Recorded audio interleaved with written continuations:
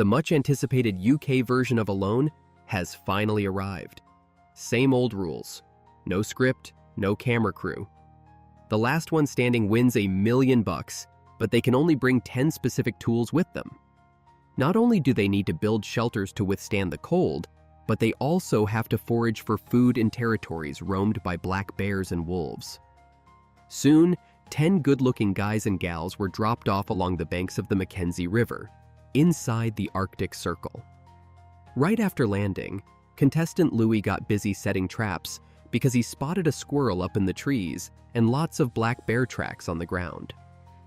Catching them early on would make the upcoming challenges a lot easier. This guy is a lucky yet unlucky fella. Lucky because he has a beautiful girlfriend, but unlucky because, as a worker at the bottom of the ladder, he can't afford a dowry to propose. So, he's here with a rock-solid belief that he'll take home that $1 million prize. But how would someone who's always lived in a big city know about the harshness of the wilderness? Soon enough, Louie was sweating bullets. He wanted to stop for a sip of water, but ended up grabbing a handful of muddy, stinky water that he couldn't bring himself to drink. Next up is a real beauty, clearly a bit bewildered on her first day in the wild. It took Naomi, a designer from Paris, who's always been in the fashion scene but loves outdoor sports, a good while to come to grips with reality. She camps out in the wild every year, which has given her a clear understanding of the 4 essentials of survival. Safety always comes first in an unfamiliar environment, so she decided to build a shelter first. But not long into the jungle, she found bear tracks and saw tree trunks all messed up, which freaked her out. How big must an animal be to cause such destruction? She quickly lifted her axe to bolster her courage and moved forward as quietly as possible. After finally finding a suitable clearing, she heard strange noises from afar and didn't hesitate. She ran out fast. She wanted to drink some water to calm her nerves, but looked down to find fresh tracks. Turning her head, she saw a moose bathing. Naomi's breathing quickened. If she could take it down, she could win this lying down. But all she had was an axe, clearly not enough to take on such a big creature. She could only watch as her protein source disappeared. The next to enter should be a big shot. A 49-year-old logger named Mike, radiating confidence and wisdom. He's spent years working and living in deep, dense forests, which not only built his robust physique, but also honed his survival skills. Unlike other contestants who rush around aimlessly, Mike explores the terrain with a plan and purpose. He quickly found a spot sheltered from the wind and facing the sun. To avoid predators, Mike planned to build an elevated house on stilts. There's no shortage of timber here. Given enough time, he could build a Wall Street out here. Maybe that's a bit of an exaggeration, but even the heavens seem unable to watch anymore. I can't fucking believe... Look at the size of that wound. He definitely needs stitches, or it's not going to hold, they said. Mike immediately made a distress call, and the plane that was just about to clock out had to go back to work. Talk about a change in attitude, from cocky to panic in a flash. The doctor quickly patched Mike up, and we all thought he'd soldier on despite the injury. But surprisingly, he threw in the towel right there and then. Man, we thought he was a survival guru, but he tapped out in less than 4 hours. Mike just set the record for the fastest solo exit in the show's history. This unexpected turn of events totally blindsided the production team. To keep the show going, they had to bring in a substitute contestant, Pip, at the last minute. But with only a few hours left until dark, she had to hustle to build a shelter to hide in or risk a nighttime bear attack. As soon as contestant Eva landed, she spotted a huge footprint. Before she could even guess what beast it belonged to, she heard a cub's whistle not far off. There's a bear. Oh, I'm shaking. Luckily, the crew wasn't too far away and managed to chase off the little critter looking to make friends. Turns out, this place isn't just home to black bears. It's also a hunting ground for cougars and wolves. After hearing that, Eva felt like she definitely underbought on her accidental injury insurance. Next up, we have Keon, a city boy who's lived his whole 19 years in the urban jungle. This is his first time in the actual wilderness, wandering around like a curious baby all day. It was getting late when he finally remembered to set up his tent, and he picked the lakeshore of all places, practically rolling out the welcome mat for any beasts coming to drink at night. Talk about delivering themselves as takeout. But you can't entirely blame his youthful ignorance. His survival knowledge comes from online survival gurus. Compared to Keon's risky moves, Louie was much more cautious. He found a clearing deep in the woods and built a temporary shelter against a big tree, even starting a fire in front of the camp. Now, with water, fire, and shelter sorted, all he needed was food to really get ahead of the other contestants. He kept exploring deeper into the forest, hoping to snag some grouse for stew. Longtime fans of the show know that contestants with bows get a buff, increasing their chances of scoring some protein. But, of course, that's only if you can find prey. Hey, 2 ducks in the water there. Look how close to... When Louie saw one, he quietly moved closer, waiting until a plump duck swam into range. He didn't hesitate to release the bowstring. He hit the target, all right, but the arrowhead broke in two, and just like that, dinner flew away. Louie couldn't stop complaining. Before coming here, he dreamt about taking down a bear with a bow and arrow, and now he couldn't even handle a small bird. As it got darker, the calls of wild beasts began to echo all around. Contestants who hadn't made good fires were visibly tense, hurriedly trying to get their fires going. Here, fire isn't just for boiling water or keeping warm, it's mainly for warding off wild animal attacks. But not everyone has Louie's skills.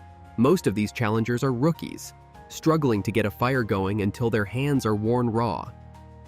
Eva landed and immediately ran into a black bear. She didn't even make it past this first challenge, her eyes filled with sheer despair.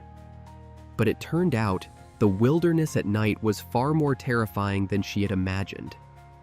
After dusk, the nearby wolves started howling, their cries echoing throughout the forest. Those with tents were somewhat okay, but those without shivered uncontrollably, instinctively grabbing their weapons. Eventually, time moved on to the next day, and all the contestants had survived the tough first night, though Naomi looked particularly pale, probably scared and starved by the bear encounter. I thought she'd move and set up anew, but she decided just to rebuild a wooden shelter. As she busied herself, more wild roars could be heard not too far off. Despite saying she wasn't scared, Naomi noticeably sped up her work, quickly finishing an A-frame structure.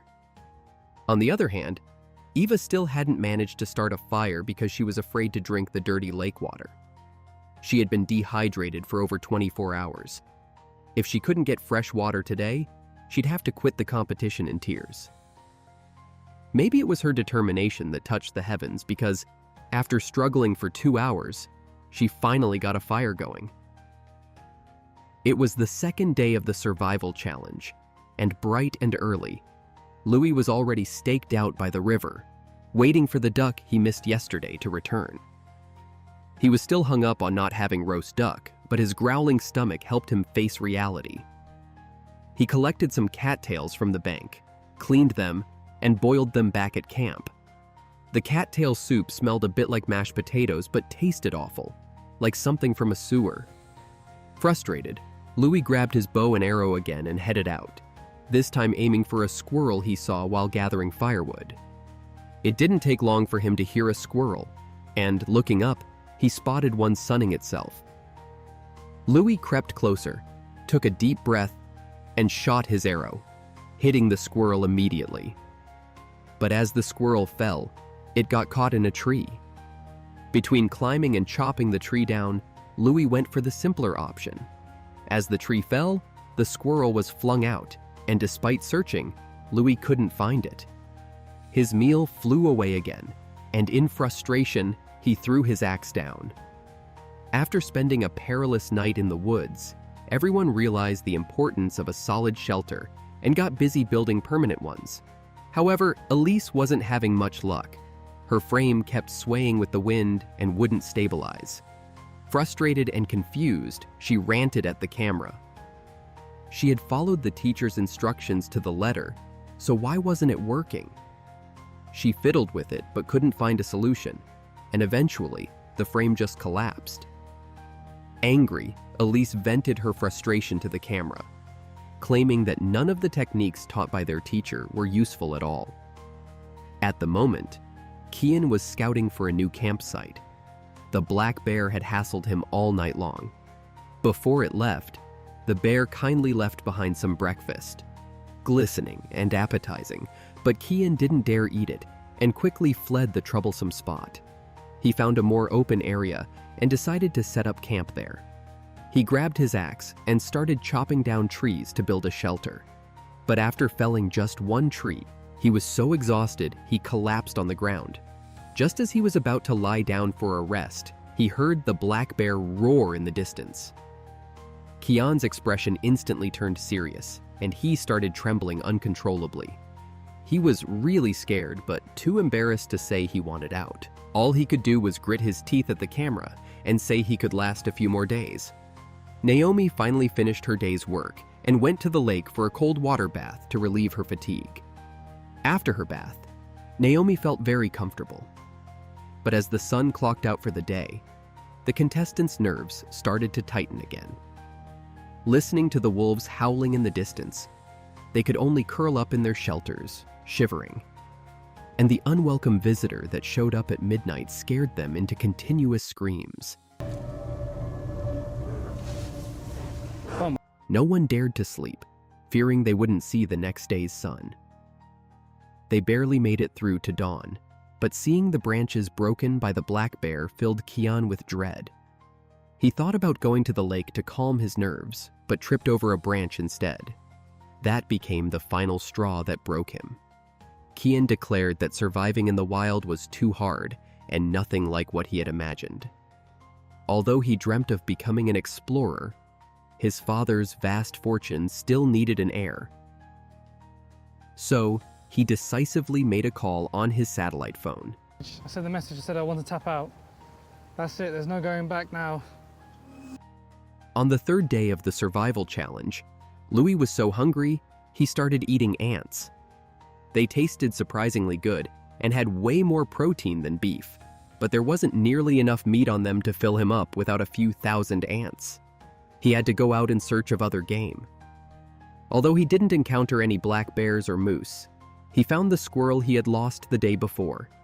It looked like it had been gnawed on by some other animal, but Louie didn't mind. He figured it'd be fine as long as he cooked it well, since getting some meat in the wild was too hard. He eagerly started to feast. It wasn't just his taste buds that were satisfied. It also warmed his faltering heart. While Louie was busily chewing on protein, the other contestants were busy in the berry patch. Naomi carefully peeled the berries before eating them, always so meticulous in whatever she does. In contrast, Javid was much less careful, packing away berries of all sizes, along with some leaves. But how long can berries last? Here, protein is king. Clearly, Eva understood this as she took out her fishing net to catch fish, though the net looked like it was disposable. It's hard to understand how these people chose their equipment. Naomi's even more impressive. She decided not to go with a fishing net and chose to make her own instead.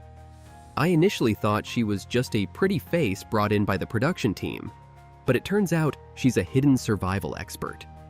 Her homemade net is all about being exquisite and durable. There's a reason Naomi is so careful. During college, she and her boyfriend didn't take enough precautions, and she ended up getting pregnant and becoming a single mom. What really pissed her off was that the guy just disappeared without a trace. Since then, Naomi has been extremely cautious, vowing not to let anything slip by. Next up is Allan. He's got years of forestry management under his belt and really knows his stuff when it comes to plant habits. He stated that Berries like these don't provide much energy. Gathering them is just a waste of effort. But his target is this type of clover, which not only cuts through the grease, but also fills you up. Allan used to have a happy family of 4, but his daughter's illness drained all his resources. This challenge is a great opportunity for him. Winning the prize money could change his situation. So I need the money, and I will carry on until I win. Allan, scratching his head, made a bold statement and then continued to collect berries. Soon, he found animal droppings on the ground, still steaming, clearly indicating the animal was nearby. Allan's face turned pale instantly. On day 5 of the survival challenge, after eating the last piece of squirrel meat, Louie finally started to get serious about chopping trees. His plan was to build a sturdy, safe fortress before winter arrived, preparing for future bear hunting. From choosing materials to handling details, it was clear Louie was putting his heart into it. But his building skills definitely needed improvement. A gust of wind easily knocked down his wooden wall. A whole day's effort was wasted, which really infuriated him. Despite his frustration, considering the $1 million prize, he had to keep going. Before Louie could adjust his mood, another collapse of the wooden wall occurred. This time, he completely gave up. After a day of hard labor and having already burned through the meat he had eaten, he could only take out a treasured squirrel head and some rotten vegetable leaves to make a soup.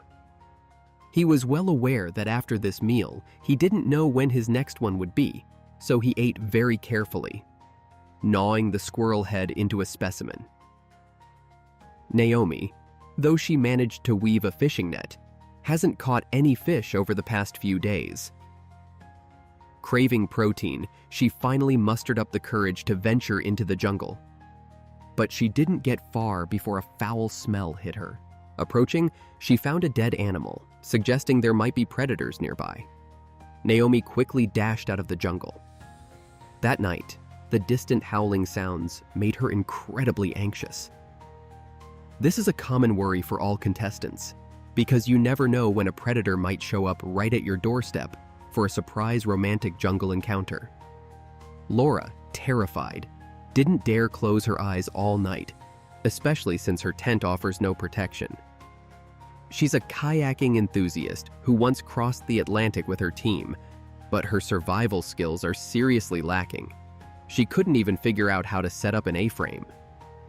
Luckily, she remembered something about the stability of triangles, which helped her barely manage to complete this challenging task. By day 6, Allan's fishing net was still a work in progress. After 2 days of weaving, he was exhausted and desperately wished his girlfriend could give him a massage. Meanwhile, Tom, having eaten fish, was feeling quite confident. He spent days fishing by the river, but whether the fish had gotten smarter or his fishing skills were lacking, he couldn't figure out why the fish kept escaping at the riverbank. After a day of pondering over this on a rock, Eva was equally baffled as to why her net caught no fish. It wasn't until she picked up a giant skull on her way back that she realized her fish were probably being stolen by this creature. If I'm not mistaken, that fish probably died unfairly. As time moved on to day 8, it seemed to be Elisa's time of the month, as indicated by her drying pants. Drinking more hot water was definitely a good idea, since she couldn't find any other food. Laura, on the other hand, saw no changes. The shelter she started building a few days ago was still just a bare tripod. With no progress on the shelter and no food found, she spent her days crying in her tent, making one wonder what she was doing here. After stopping her tears, Laura finally took out her satellite phone. Yes, I'm officially tapping out. We're now on day 9 of the survival challenge, and there are still 8 people left. Lately, Tom hasn't been able to catch any fish and suspects there's something wrong with the fake bait he's been using. So, he decided to catch a dragonfly to test it out. To his surprise, switching to the dragonfly worked wonders, and fish started biting like crazy. But every time he was about to reel them in, the fish would slip off the hook, almost driving him mad. Luckily, The new bait proved its worth, so he kept at it, casting his line again and again. Just as the sun was coming up, Tom felt a strong tug on his rod. Learning from his past mistakes, he didn't try to reel it in directly. Instead, he ran to the shore, dragging the line with him. Just as the fish was about to slip off the hook again, he grabbed a club and went after it. A few good hits, and the fish was out of energy. Looking at his catch, Tom finally cracked a satisfied smile, showed off his catch to the camera, and boasted a bit.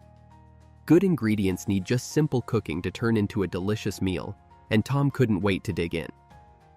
Meanwhile, Louie has been busy building a shelter but still makes time every day to go out with his bow and arrows in search of protein. Today, he saw a flock of geese fly by and realized he's running out of time.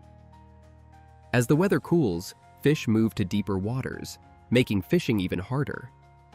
Louie quickly brought out the squirrel guts he'd been saving for his fishing adventure. Compared to the amateur fishing rods of the other contestants, Louie's rod is top-notch.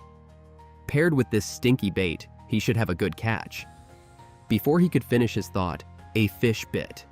He scrambled to pull in the line, but just as the fish was about to reach shore, it slipped off the hook. This left Louie ranting and cursing frustratedly. Ever since encountering a black bear by the river, Allan's lost interest in fishing. He spends his days searching the jungle, hoping to hunt a bear. His method is pretty brutal, setting up large spring traps on the paths where bears frequently walk. Of course, he doesn't pass up the squirrels either, setting dozens of snares near their dens, which greatly increases his protein catch rate. At this point, Elise has finished building her shelter and is now focused on making tools and finding food. She's quite confident in her fishing skills, especially now during trout spawning season, and is all set for grilling fish with her campfire ready. Her casting skills look professional, but she didn't account for the wind speed and direction, and ended up hooking her thigh. After making some adjustments, she got better at casting. She kept at it all day until it grew dark without a single bite. Having fished for over 20 years, Elise has never had such a bad day and sat down on the ground, starting to question her life choices.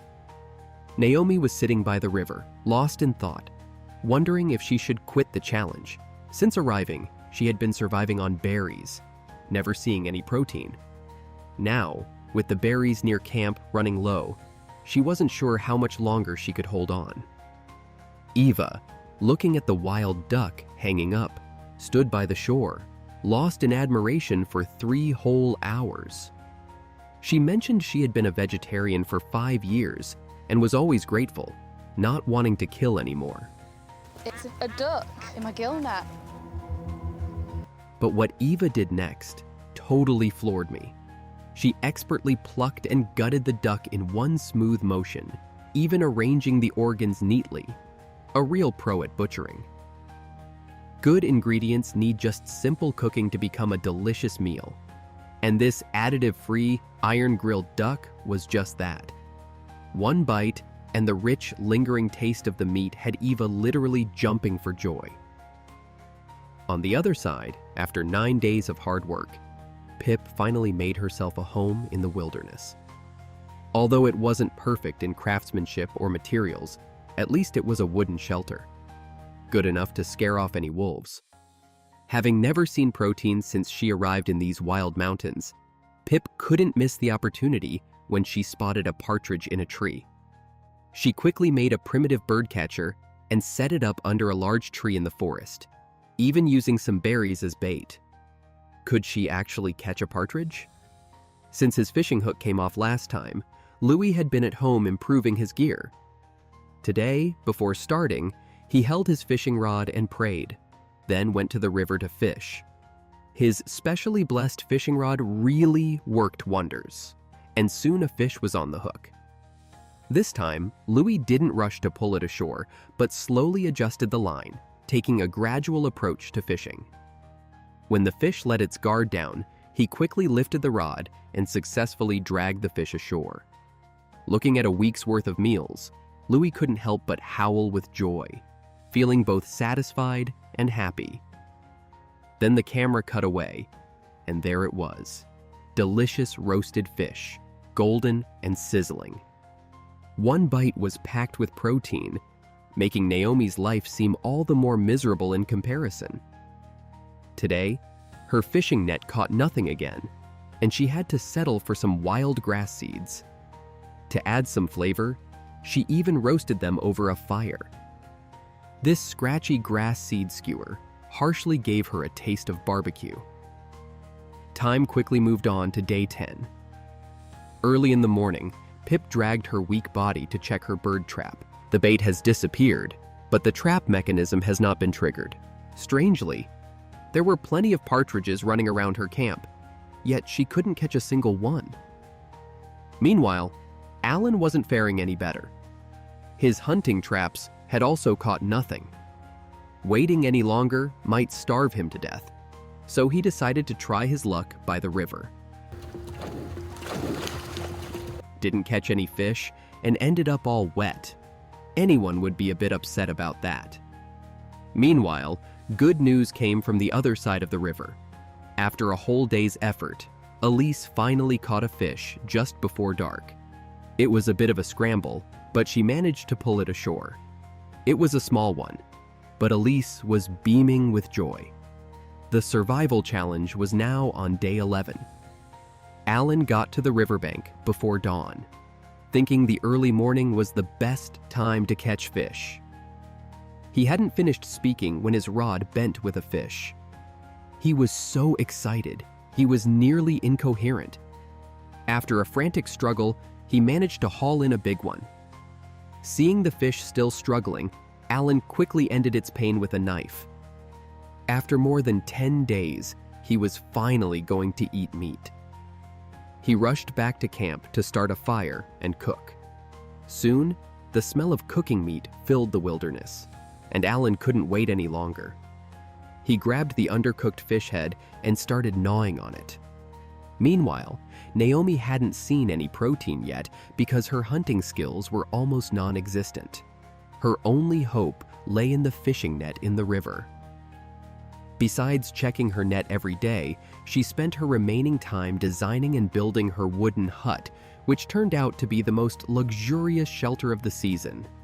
It had flowers on the roof, a solid wood bed inside, and a fenced yard outside, where she could sit around a stove and make tea. But all these comforts weren't enough to survive on. She needed a sustainable food source. So today, she sat by the riverbank praying for a long time before she cautiously went to check her net. Soon, Naomi dragged a big fish ashore. To make sure it was completely dead, she hit it a few extra times with a stone. Starving for over 10 days, she ignored the camera and started devouring the fish. The fat, juicy meat melted in her mouth. It was so delicious she couldn't stop eating. By the end, Naomi was so moved she cried. Across the river, Eva was struggling with hunger. Since catching a duck last time, her net had come up empty. As she considered quitting the challenge, she remembered the crew's reminder that the Kenzie River had not only fish, but also shellfish. So she decided to try her luck in the river. She quickly found something, but it turned out to be an empty shell. However, this gave Eva a huge boost of confidence. Perseverance would surely pay off. But as the sun set and her pants soaked through, she still hadn't found a single edible shell.